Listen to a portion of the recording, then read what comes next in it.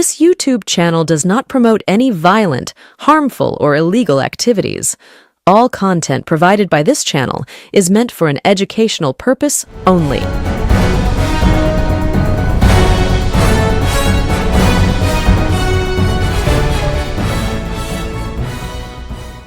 নমস্কার, আমি প্রতিবেদক সায়ন্তন চক্রবর্তী। আপনারা দেখছেন বঙ্গচক্র ইউটিউব চ্যানেল।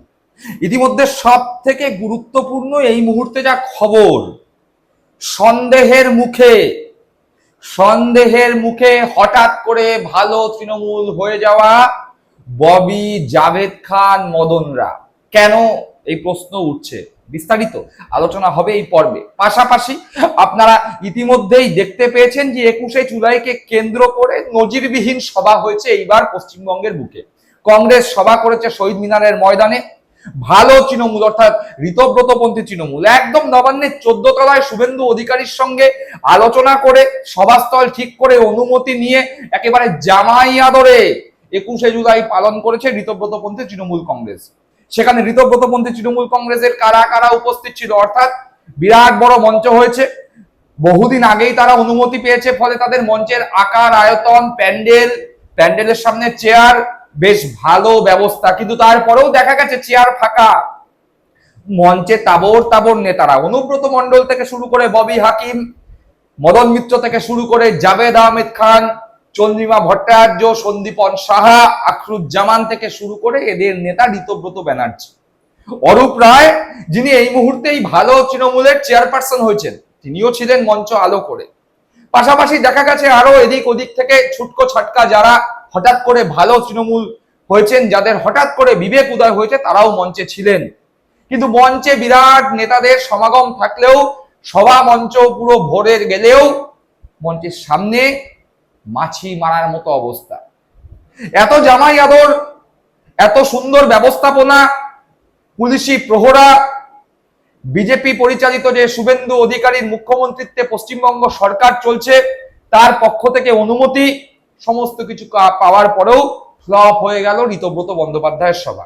উল্টো দিকে মমতা বন্দ্যোপাধ্যায়ের সভায়, যেই সভা হাইকোর্টের কাছ থেকে অনুমতি নিয়ে খারাপ তৃণমূল, মমতাপন্থী তৃণমূল, কালীঘাটপন্থী তৃণমূলকে করতে হলো, সেই সভায় তিল ধারণের জায়গা নেই। শত বাধা, শত বিপত্তি থাকা সত্ত্বেও নিচু তলার তৃণমূল কংগ্রেস কর্মী সমর্থকরা মমতা বন্দ্যোপাধ্যায়ের 21শে জুলাই শহীদ সবরণের সভায় গিয়ে ভিড় করলেন। সকাল থেকে আমরা দেখতে পেয়েছিলাম যে কলকাতায় বুকে বিড়লা প্ল্যানেটোরিয়ামের সামনে যে তৃণমূল কংগ্রেসের 21শে জুলাইয়ের সভা, যেই সভা মমতা বন্দ্যোপাধ্যায়ের সভা, সেখানে সকাল থেকে কল্যাণ বন্দ্যোপাধ্যায় থেকে মহুয়া মৈত্ররা বারংবার বলছিলেন কর্মী সমর্থকদের উদ্দেশ্যে, রাস্তার একদিকে থাকুন, একদিক থেকে যান চলাচল করবে, আমরা শুধু একটা দিকের অনুমতি পেয়েছি, ওদিকে যারা যাবেন তাদের দায়িত্ব আমরা নেব না। কল্যাণ বন্দ্যোপাধ্যায় বারবার পুলিশ প্রশাসনকে বলছিলেন যে এদিকে যদি কেউ থাকে আপনারা অ্যারেস্ট করবেন, আমরা হাইকোর্টের অর্ডার মেনে সভা করব। কিন্তু তারপরেও দেখা গেল যে সভা উপচে পড়লো।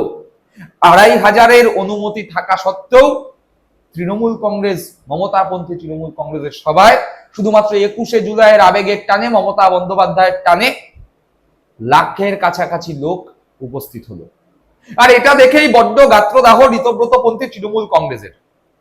চন্দ্রিমা ভট্টাচার্য থেকে শুরু করে ঋতব্রত বন্দ্যোপাধ্যায়, মদন মিত্র থেকে শুরু করে অরূপ বিশ্বাস, সকলেরই মুখ হারি। কেন হঠাৎ করে তাদের এই সভার পরিণতি হলো তারা নিজেরাও বুঝতে পারছেন না। অন্তর্তদন্ত চলছে কিভাবে একটা গোটা সভা, যে সভা থেকে মমতা বন্দ্যোপাধ্যায়কে ফিনিশড তকমা লাগিয়ে দেওয়ার চেষ্টা করা হচ্ছিল, সেই সভা ফ্লপ হলো। ঋতব্রত বন্দ্যোপাধ্যায়ের সভায় যদি চেয়ার ভরে যেত, তাহলেই হয়তো 21শে জুলাইয়ের দিনই ঘোষণা করে দেয়া হতো মমতা বন্দ্যোপাধ্যায় ফিনিশড। ইতিমধ্যে আমরা দেখতে পেয়েছিলাম শহীদ পরিবারগুলোকে নিয়েও রাজনৈতিক ময়দানে নোংরা রাজনীতির খেলায় নেমে গিয়েছে ঋতব্রতপন্থী তৃণমূল কংগ্রেস। কিন্তু তারপরেও দেখা গেল সভা মঞ্চ খালি। আর তারপরেই এই ঘটনার সম্মুখীন হওয়ার পরেই, সভা ফ্লপ হওয়ার পরেই রীতিমতো প্রশ্নের মুখে ঋতব্রতপন্থী তৃণমূল কংগ্রেসের নেতারা, প্রশ্নের মুখে ববি, প্রশ্নের মুখে জাভেদ আহমেদ খান, প্রশ্নের মুখে মদন মিত্ররা। প্রশ্ন উঠছে তাদের বিরুদ্ধে। কেন উঠছে আসবো, কিন্তু তার আগে কজন বিধায়ক ঋতব্রতপন্থী আছেন ঋতব্রত বাবুরা দাবি করেছিলেন যে দুজন তো সাসপেন্ড হয়েছিলেন দল থেকে, কে কে? ঋতব্রত ব্যানার্জি, সন্দীপন সাহা, পাশাপাশি আরো 58 জন যারা সই করেছিলেন, সেই 60 জন তো আসেনি। তাদের দাবি আরো 5-7 জন আছে, অর্থাৎ আমি ধরে নিলাম তাদের কথা অনুযায়ী 65 জনের কাছাকাছি বিধায়ক ঋতব্রতপন্থী তৃণমূল কংগ্রেসে আছে। আর আসল তৃণমূল কংগ্রেস মানে মমতাপন্থী তৃণমূল কংগ্রেসে কটা বিধায়ক আছে? কুণাল ঘোষ, বাবর আলী, মতিউর রহমান, অশোক দেব, অসীমা পাত্র, নয়না বন্দ্যোপাধ্যায়, শোভনদেব চট্টোপাধ্যায়, হাতে গোনা 10-12 জন, 15 জন, তার বেশি তো নয়। কিন্তু ঋতব্রতদের 65 জন বিধায়ক, সুতরাং মঞ্চ তো ভরে যাওয়ার কথা। সবাইকে অবাক করে দিয়ে, এমনকি ঋতব্রত বন্দ্যোপাধ্যায়কে অবাক করে দিয়ে অনুপস্থিত বিধায়কের সংখ্যা কত জানেন? অনুপস্থিত বিধায়কের সংখ্যা প্রায় 30। বিভিন্ন নেতা, ঋতব্রতপন্থী নেতা, তারা ঘনিষ্ঠ মহলে সবার আগে সবার পরে আলোচনায় যা জানাচ্ছেন, উপস্থিত বিধায়কের সংখ্যা কারুর কারুর মতে 25, কেউ কেউ বলছেন 26, কেউ কেউ বলছেন 28, তার বেশি কেউ বলতে পারছেন না। আসতে পারেননি তারা, নাকি আসেননি, নাকি বিবেক দংশন হয়েছে 21শে জুলাইয়ের দিনে অন্তত মমতা বন্দ্যোপাধ্যায়ের বিরোধিতা করব না। তর্কের খাতিরে ধরে নিলাম সেদিন ঋতব্রত বন্দ্যোপাধ্যায়ের সভায় 30 জন বিধায়ক উপস্থিত ছিল। আর যদি সেটা ধরে নিতে হয় তাহলে অনুপস্থিত বিধায়কের সংখ্যা কিন্তু 30 থেকে 35। তাহলে এই 30 থেকে 35 জন বিধায়ক কি অনিচ্ছুক বিধায়ক, যাদের জোর করে বলপূর্বক ঋতব্রতপন্থী করানো হয়েছে, ভয় দেখিয়ে ঋতব্রতপন্থী করানো হয়েছে? তাহলে কি 21শে জুলাই চোখে আঙুল দিয়ে দেখিয়ে দিল ঋতব্রতপন্থী তৃণমূল কংগ্রেসকে, ঋতব্রত ব্যানার্জিকে, যে দেখো ভাই, 21শে জুলাই, যেই 21শে জুলাইয়ের সভায় তোমরা প্রমাণ করতে চেয়েছিলে মমতা বন্দ্যোপাধ্যায়ের রাজনৈতিক ক্যারিয়ার শেষ, সেই 21শে জুলাইয়ের সভাতেই তোমাদের দলেই ফাটল।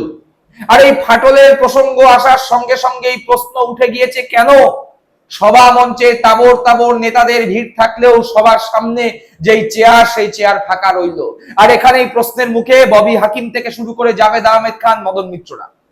দেখুন, জাভেদ আহমেদ খান থেকে মদন মিত্র থেকে শুরু করে ববি হাকিমরা, একদিকে কলকাতা বন্দর, একদিকে কসবা, আর মদন মিত্রের ভবানীপুর থেকে শুরু করে কামারহাটি, এরা প্রত্যেকেই মাস লিডার, জননেতা। নিজেদের এলাকায় এদের একটা দক্ষ সংগঠন রয়েছে।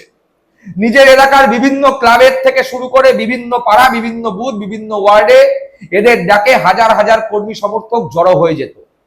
এবার তাদের ভরসাতেই ঋতব্রত বন্দ্যোপাধ্যায়রা 21শে জুলাই সভা কলকাতার বুকে করতে নেমেছিলেন, এবং একটা স্পষ্ট ধারণা ছিল যে আর কিছু না হোক ববি, মদন, জাভেদ আহমেদ খানরা ওই সবার চেয়ার ভরিয়ে দেবেন।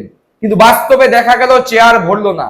তাহলে প্রশ্ন উঠে গেল, এই ববি, এই মদন, এই জাভেদ আহমেদ খান, যাদের ডাকে এক সময় হাজার হাজার তৃণমূল কংগ্রেস কর্মীরা 1 ঘন্টা, 2 ঘন্টা, 3 ঘন্টার নোটিশে কলকাতার রাজপথে বেরিয়ে যেত, তাহলে কি নিজেদের এলাকায় এদের প্রভাব প্রতিপত্তি কমলো? তাহলে কি সত্যি এদের নিজেদের কোনো ক্যারিশমা ছিল না? যা ছিল সেটা মমতা বন্দ্যোপাধ্যায়ের মুখ দেখেই মানুষজন এদের সঙ্গে ছিল। নিচুতলার তৃণমূল কংগ্রেস কর্মীরা যারা এতদিন পর্যন্ত জাভেদ আহমেদ খানের সঙ্গে কসবায়, কলকাতা বন্দরে ববি হাকিমের সঙ্গে, ভবানীপুর থেকে শুরু করে কামারহাটিতে মদন মিত্রের সঙ্গে ছিল, তারা মমতা বন্দ্যোপাধ্যায়ের জন্য এই নেতাদের সঙ্গে ছিল। তাহলে কি এই নেতারা নিজের নিজের বিধানসভা এলাকায় জনভিত্তি হারিয়ে ফেলেছেন? প্রশ্ন উঠে গিয়েছে। আর যদি তা না হয়, যদি ধরে নিতে হয় যে না, এরা দক্ষ সংগঠক, এখনো আজকের দিনে দাঁড়িয়েও নিজ নিজ এলাকার সংগঠন এদের হাতে রয়েছে, এদের সঙ্গে নিজের নিজের এলাকার নিচুতলার কর্মীরা রয়েছে, তাহলে সেই কর্মীরা কেন উপস্থিত হলো না? আর এখানেই সন্দেহ, এখানেই প্রশ্ন, এখানেই দানা বাজছে সন্দেহ। তাহলে কি ববি হাকিম থেকে শুরু করে মদন মিত্ররা, যারা মমতা বন্দ্যোপাধ্যায়ের দীর্ঘদিনের অনুগত, যারা মমতা বন্দ্যোপাধ্যায়ের প্রতি লয়াল, যারা মমতা বন্দ্যোপাধ্যায়ের হাত ছেড়ে ঋতব্রত ব্যানার্জির দিকে যাবে এ কথা তাদের পরিবারের লোকরাও বিশ্বাস করে না, তারা কি ঋতব্রত বন্দ্যোপাধ্যায়ের সঙ্গে সাবোটাজ করলো? তারা কি ঋতব্রত বন্দ্যোপাধ্যায়কে ভুল বাজালো? প্রথমে বলল যে চিন্তা নেই, লোক আমরা দেব, কিন্তু দিনের দিন দেখা গেল জনসমাগম হলো না, লোক আসলো না। আর এই লোক না আসার পরে দুটো প্রশ্ন এই মুহূর্তে ঋতব্রতপন্থী তৃণমূল কংগ্রেসের মধ্যে চারা দিয়ে উঠেছে।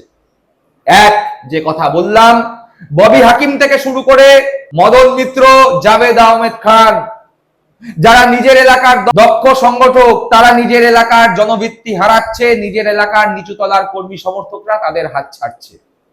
যদি তা না হয় তাহলে দুই, এদের এলাকায় নিচুতলার জনসমর্থন তাদের সঙ্গে থাকলেও এরা 21শে জুলাইয়ে মমতা বন্দ্যোপাধ্যায়ের সভাতেই লোক পাঠিয়েছেন, নিজেরা ঋতব্রতপন্থী হয়ে ঋতব্রত ব্যানার্জিদের 21শে জুলাইয়ের সভায় গেলেও ওই সভাতে লোক আনেননি।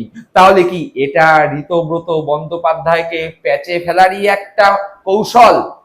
যারা মমতা ঘনিষ্ঠ ছিলেন তারা কি ঠিক এইভাবেই ঋতব্রত বন্দ্যোপাধ্যায়, যিনি হঠাৎ করে বিদ্রোহী হয়েছেন বলাই বাহুল্য বিজেপির বি টিম হিসাবে কাজ করবার জন্য, তাকে এইভাবে কি শিক্ষা দিতে উদ্যত হয়েছেন অতীতের মমতা ঘনিষ্ঠ বিধায়করা, নেতারা? প্রশ্ন ঋতব্রত ক্যাম্পে। আর এই প্রশ্ন ওঠার সঙ্গে সঙ্গে সন্দেহের বাতাবরণ ঋতব্রত বন্দ্যোপাধ্যায়ের ওই 65 জন বিধায়কের ক্যাম্পে। 30 জন অনুপস্থিত, লোক নেই, সন্দেহের বাতাবরণ। ধরে রাখতে পারবে কি ঋতব্রত বন্দ্যোপাধ্যায় এই 65 জনের গ্রুপকে? নাকি যত দিন যাবে তত বেশি করে বিধায়কদের অনুপস্থিতির সংখ্যা বাড়বে? সরাসরি মমতা বন্দ্যোপাধ্যায়ের দিকে না ভিড়লেও এই 65 বিধায়কের মধ্যে অধিকাংশই চুপ হয়ে যাবে, সাইলেন্ট হয়ে যাবে। তার কারণ তারা জানে নিজ এলাকায় মমতা বন্দ্যোপাধ্যায়ের মুখ ছাড়া তারা এক একজন বিগ জিরো।